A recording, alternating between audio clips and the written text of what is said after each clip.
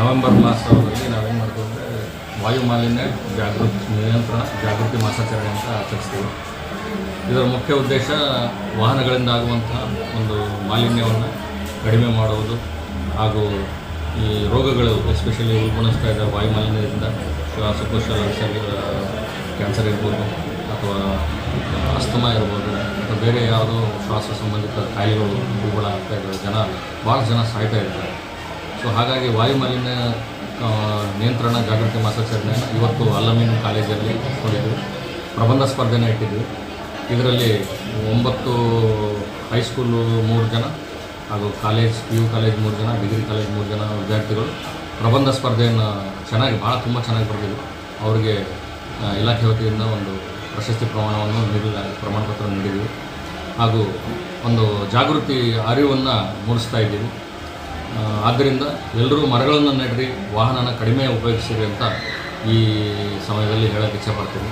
ನಮ್ಮ ಬಾಲ್ಕಿ ಕಚೇರಿಯಲ್ಲಿ ನವೆಂಬರಲ್ಲಿ ವಾಹನಕ್ಕೊಂದು ಮರ ಭೂಮಿಗೆ ಮರ ಅಂತ ಒಂದು ಸ್ಲೋಗನ್ ನಡಿ ನಾವು ಯಾರ್ಯಾರು ರಿಜಿಸ್ಟ್ರೇಷನ್ಗೆ ಬರ್ತಾಯಿದ್ದಾರೆ ಕಚೇರಿಗೆ ಹಾಗೂ ಲೈಸೆನ್ಸ್ಗೋಸ್ಕರ ಬರ್ತಾಯಿದ್ದಾರೆ ಅವರಿಗೆ ಕಡ್ಡಾಯವಾಗಿ ಒಂದು ಮರನ ನೆಡ್ರಿ ಅಂತ ನಾವು ಸಸಿಗಳನ್ನು ಉಚಿತವಾಗಿ ನೀಡ್ತಾ ಇದ್ದೀವಿ.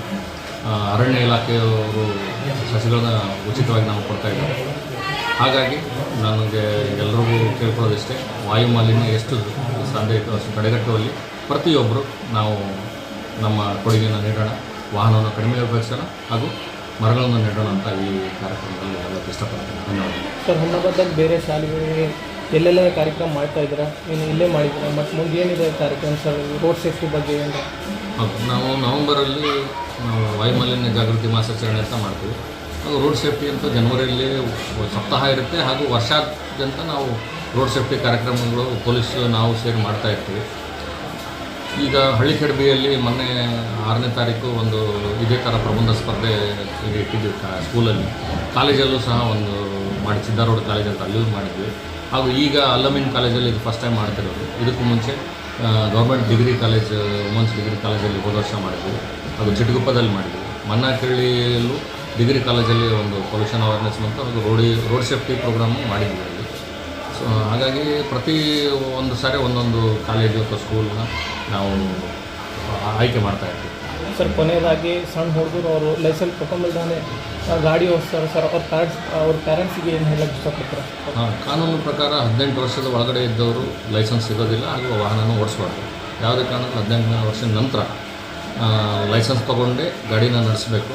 ಆಮೇಲೆ ಲೈಸೆನ್ಸ್ಗಳು ಭಾಳ ಸರಳೀಕರಣ ಆಗಿದೆ. ಈಗ ಆನ್ಲೈನಲ್ಲಿ ಲರ್ನಿಂಗ್ ಲೈಸೆನ್ಸು ನೀವು ಕಚೇರಿಗೆ ಬರೋದು ಬೇಕಾಗಿಲ್ಲ. RTO ಆಫೀಸ್ಗೆ ನಿಮ್ಮ ಆಧಾರ್ ಕಾರ್ಡ್ ನಂಬರ್, ಸಾರಥಿ ಸರ್ವಿಸಸಲ್ಲಿ ನಿಮಗೆ ಸಾರಥಿ ಸೇವಾದಲ್ಲಿ ಹೋಗಿ ನಿಮ್ಮ ಆಧಾರ್ ಕಾರ್ಡ್ ನಂಬರ್ ಹಾಕಿದ ತಕ್ಷಣವೇ ಅದು ಎಲ್ಲ ಫೆಚ್ ಆಗುತ್ತೆ ಡಾಟಾ.